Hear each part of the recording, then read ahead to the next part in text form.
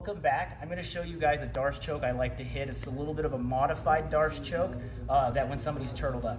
So you have your opponent here, they're turtled up, they're doing a good job. You know, you're trying to block and stuff. So one of the Darce chokes I like to do, and it's a good Darce and control choke as well.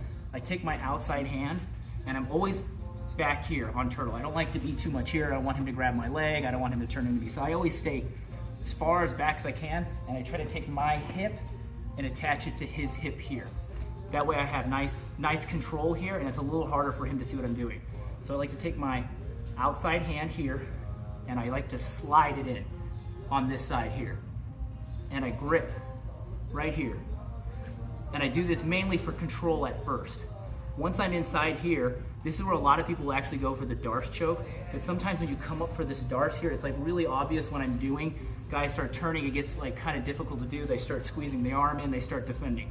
So I like to come here because it feels a little less threatening, and it's a good control position. So if he does like try to turn into me or anything, it's just easy to control them because I have their neck, their shoulder, and everything.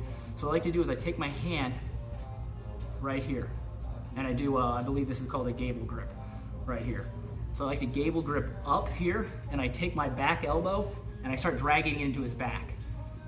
Now I start moving up. So I take my back leg and I shift, and then I shift up here. And it's the same thing with this control. If he starts to turn into me, I just drive my shoulder and I straighten him up here. Once I get far enough up front, I like to turn my arm all the way in here, and then I start squeezing and crunching here for the tap. Some guys tap, some guys don't tap from this position. So as I'm squeezing here and crunching, for him to defend, he kind of has to push back into me a little bit here. So at this point, that's when I start driving into the mat here. Once I'm here, then I'll switch to the traditional Darce choke. I sprawl out and I finish the Darce. Thanks, stay tuned.